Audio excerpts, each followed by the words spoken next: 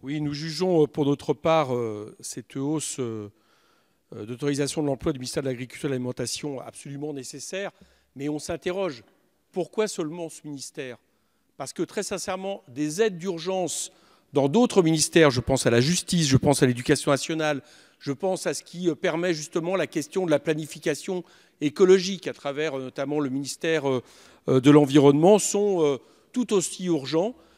Et nous ne comprenons pas pourquoi, non pas ce choix est nécessaire, mais pourquoi il se fait au détriment d'autres ministères qui mériteraient la même attention. Merci. Oui, j'ai la même question, sauf que je peux répondre en partie à Valérie Rabault, parce qu'il y a eu des cocoricots. On a eu un communiqué absolument extraordinaire nous disant victoire, cette première convention judiciaire. Donc ça veut dire qu'éventuellement, c'est celle qui vaudra exemple pour les suivantes.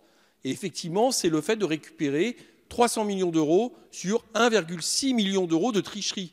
Bon, et encore, quand je dis le mot tricherie, 1,6 milliard, pardon. Merci Charles. Et quand je dis tricherie, je suis gentil, parce qu'en réalité, c'est un vol organisé.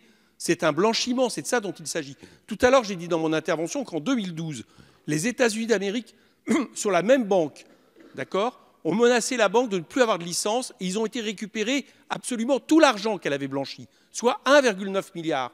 Et nous, on est content de récupérer 300 millions et non seulement on lui laisse le reste, mais on lui laisse continuer ses activités en France comme si rien n'était. Bon, tout ça, on dit long sur... Alors, en l'occurrence, si je ne me trompe pas, cette invention de convention judiciaire venait du précédent gouvernement. Hein, donc, chacun a ses responsabilités. Mais tout ça en dit long sur, j'allais dire, la volonté que l'on a pour lutter réellement contre la fraude fiscale. HSBC, ce sont des voleurs et on les récompense en ne leur prenant qu'une taxe et en leur laissant la suite.